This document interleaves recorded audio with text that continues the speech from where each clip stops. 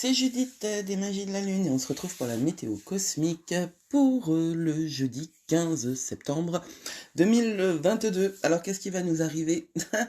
Eh bien ça va encore être intense. Ça va encore être intense parce que toute la journée, la Lune est en trigone à Pluton. Alors je sais que ce vocabulaire-là peut en déstabiliser. Euh, J'essaye d'associer au vocabulaire précis, et encore, hein, ça c'est vraiment le vocabulaire précis, mais de base, de l'astrologie, j'essaye d'y associer le sens, parce que ce qui compte, c'est que vous ayez en tête quelque chose comme une compréhension. Le trigone, c'est un triangle, c'est positif, le carré, c'est un carré. Si, si. Et c'est bien plus challengeant, l'opposition, c'est juste un trait en fait qui relie deux choses l'une en face de l'autre. Et c'est plutôt challengeant, mais avec des possibilités de dialogue. Voilà, il y en a un, il est tout noir, un, il est tout bon, et un, il est entre les deux. Sauf qu'en astrologie, le tout bon n'est jamais tout bon, le tout noir n'est jamais tout noir, etc., etc. Donc, la Lune est en trigone à Pluton. L'aspect du trigone, c'est un triangle, c'est-à-dire que euh, c'est quelque chose de positif, c'est quelque chose de constructif, voilà. Maintenant, Pluton, c'est la planète qui s'occupe des mondes souterrains, et la Lune, c'est le corps céleste qui va diriger ce qui est inconscient chez nous, donc ce qui est de l'ordre du corps. Hein. Je reviens assez souvent là-dessus, parce que c'est vraiment important pour moi qu'on comprenne que le corps a une sagesse que le cerveau ignore. Et cette sagesse, elle est très certainement, en tout cas symboliquement, pour l'astrologie, ainsi que pour la métaphysique occulte, euh, la sagesse du corps est nourrie par l'inconscient, irriguée par l'inconscient. Et l'inconscient, c'est la somme des choses que nous sommes, que nous savons, que nous avons fait dans cette vie et de toute éternité, si on considère comme l'inconscient associé à un inconscient collectif, euh, auquel c'est une somme de connaissances auxquelles nous n'avons pas accès, pas directement, pas sans faire de travail, et qui pourtant nous agit, n'est-ce pas? Alors, euh, qui nous fait agir, qui nous fait réagir, qui nous fait penser, qui nous fait, voilà, les fois où on pleure avant de savoir pourquoi, euh, ça peut être de l'hypersensibilité, ça peut être de l'empathie, ça peut aussi, évidemment, hein, ça ce sont des phénomènes réels, mais ça peut être aussi des manifestations de l'inconscient. Quand on s'énerve sur quelqu'un parce qu'il a fait quelque chose, que ça nous a déclenché d'un seul coup, et qu'on se demande mais qu'est-ce qui m'a pris, eh ben c'est l'inconscient qui a agi en lieu et place de notre mental. Alors c'est très bien ça, hein, parce qu'en fait nous sommes des trésors non découverts encore, hein, tous autant que nous sommes.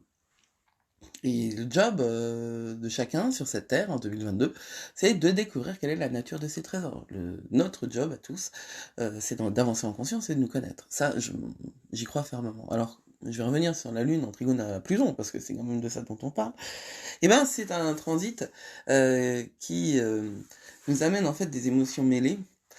Alors, il peut y avoir une vraie grande sensibilité, encore augmentée, hein, et pour ceux qui sont HPE, hypersensibles, en pâte, c'est vraiment intéressant, quand la Lune est en trigone à Pluton, de noter si vous vous sentez percuté par une plus grande sensibilité, ou au contraire, hein, au contraire.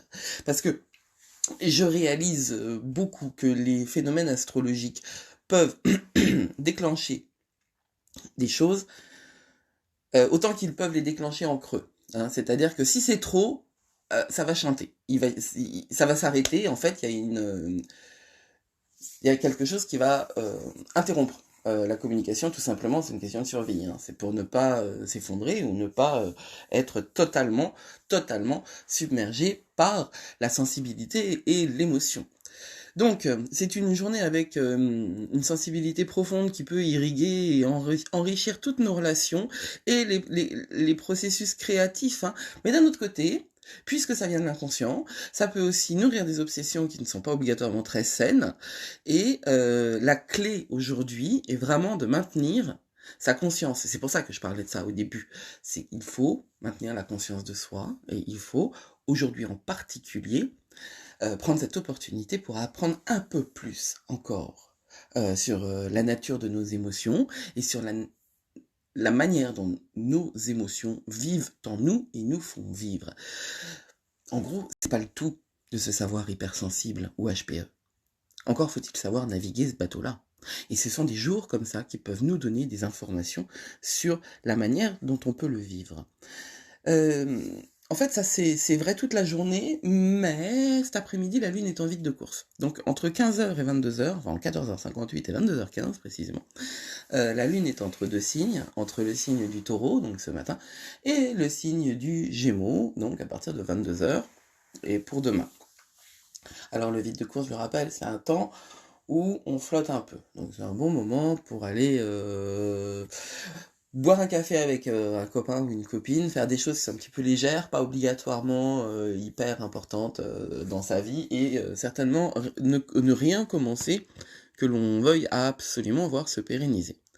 L'autre chose dont il faut que je vous parle, et je pense que je ferai un audio en particulier pour ça, un podcast en particulier, c'est qu'aujourd'hui, jeudi 15 septembre, et jusqu'au lundi 24 octobre, se passe le 4e d'une série de carrés Saturne-Uranus qui ont commencé en 2021. Si vous m'écoutez un petit peu, j'en parle pas mal de ce carré Saturne-Uranus qui s'est passé 3 fois en 2021, qui nous a rythmé, 2021, et qui revient. Alors, le carré, on a dit, c'est pas content. Et Saturne, pas content avec Uranus, et Uranus, pas content avec Saturne. Ces transits-là, qui touchent des planètes, ce qu'on appelle les planètes extérieures, les planètes transpersonnelles, donc générationnelles, Saturne, Uranus, Pluton, etc. Neptune, machin.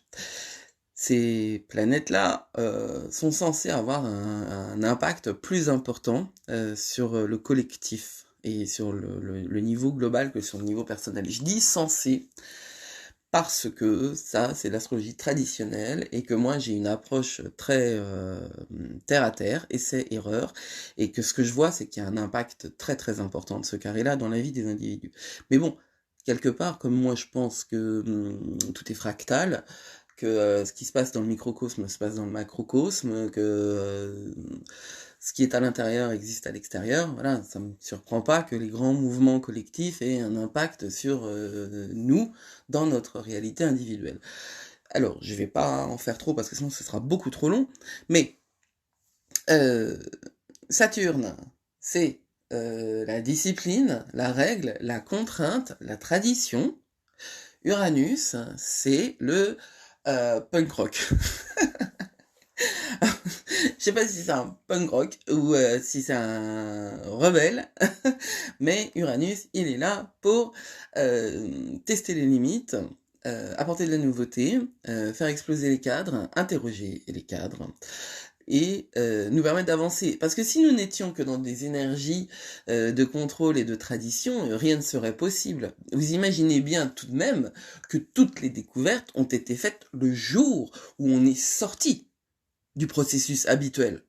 Ce ne sont pas les répétitions qui permettent d'obtenir des nouveautés. Ça, c'est un leurre, n'est-ce pas? Einstein le dit, on peut pas répéter, je paraphrase, mais on peut pas répéter la même chose en attendant un résultat différent. Voilà. Donc il faut impérativement changer le process pour obtenir un résultat différent. Voilà ce que nous dit Uranus.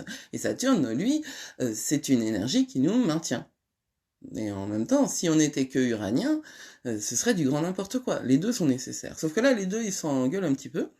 Et cette conjonction-là, en fait, elle a commencé en 88. Vous vous rendez compte? En 88. Il y a une grande conjonction, Saturne-Uranus en 88, et elle sera complète, elle sera finie, elle sera conclue en 2023. Et c'est pour ça qu'après 2023, enfin pour moi, 2022 c'est l'intégration, et 2023 c'est la réalisation, parce que des portes s'ouvrent, et on en parlera.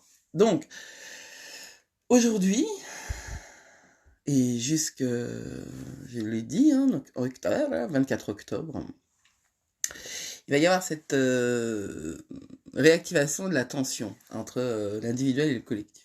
Et l'individu, n'importe quoi, entre le nouveau et le moderne. En fait, c'est cette querelle des anciens et des modernes, dont vous vous souvenez peut-être, vous l'avez certainement étudié au lycée, vous en avez entendu parler. La querelle entre les anciens et les modernes, c'est ce qui sous-tend toute l'histoire de l'art classique et de la littérature classique. Ce qui est intéressant, c'est que autant ça a beaucoup d'impact sur nous individuellement, parce que j'y crois fermement, autant là, jusqu'au 24 octobre, ce qui va être intéressant à regarder, c'est comment ça va se passer à l'extérieur, comment ça va se passer dans le monde capitaliste, patriarcal, ce monde qui nous fait fonctionner, mais qui fonctionne en dépit du bon sens. Hein. Je le rappelle parce que c'est franchement, mais c'est hilarant, quoi. Nous vivons dans un temps où nous devons à la fois, en tout cas en France, passer au tout électrique, hein, parce que c'est ça qui va sauver la planète. Enfin, la planète pour les... Quoi, dans la perspective de ceux qui vivent 150 ans, parce que les déchets nucléaires, on sait pas quoi en faire, et que l'électricité, elle est globalement nucléaire, quand même. Et de l'autre côté, faut faire des économies d'électricité. C'est complètement absurde, hein, c'est de la double contrainte, et comme je le dis ailleurs, ça rend fou. Donc si vous vous sentez mal à l'intérieur de ça, c'est que vous êtes sain, hein, ne vous inquiétez pas. Cette double contrainte-là rend fou. Et c'est comment est-ce que ça va se jouer, ce carré-là, sur le plan collectif autour de nous? Je m'interroge.